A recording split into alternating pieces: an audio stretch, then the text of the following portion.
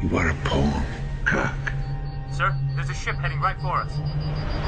You can't even guarantee the safety of your own crew.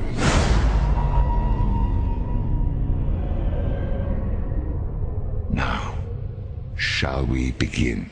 My dad watched Star Trek in medical school. I've been watching it since high school, and I can't wait to introduce it to my little first officer here. What do you think are the enduring qualities of Star Trek that keep it boldly going to the next generation? Thanks. What a way to freaking bend your arm and just crush you. I'm just going to do this with my baby.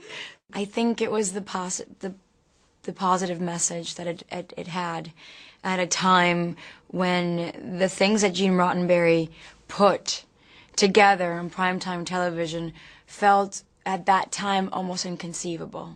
You know, that a Russian man, a Japanese man, an African-American woman, and a Scot, you know, can all work together in one team for the sake of peace was beautiful, and I think that that's what's made it live this long. For almost 50 years, Star Trek's been giving the same message to every generation that's embraced it, and many, many have, and many, many will do in the future, and that's just about peace and love, basically, isn't it? Unity and cooperation.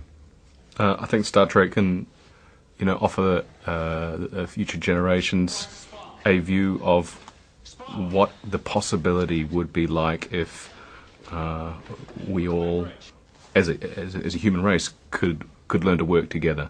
I'd love to know a little bit about the next universe that the viewers will be traveling to in the next sequel to Star Trek.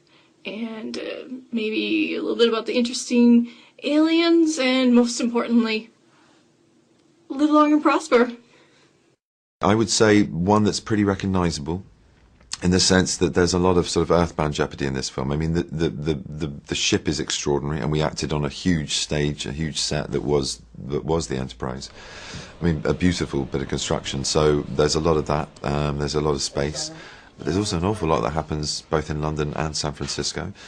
And above both of those, you know, floating above the beautiful blue-green orb that is our fragile planet. And it's relatable because of that. There are humans doing human things and not-so-human people doing not-so-human things. But, you know, the point is, this is the Trek universe, as you probably know very well, and it's all-inclusive, and it's action-packed and thrilling. Given the chance, would you volunteer as an astronaut and be part of a space exploration team that would land on planet Mars? Space. The final frontier. I mean, you know, why not? If you have an opportunity to go out there, wouldn't you take it? I would, of course, yeah. I think it's really exciting. I think the two kind of fields that are most exciting is neurology and astrophysics. I think. And oceanography is also very... You keep leaving that out, but you know what I mean? It's like... But there are, you know, three... it just feels so dumb when I talk about it. But it is very exciting, and yes, I would love to do it. Yes, indeed.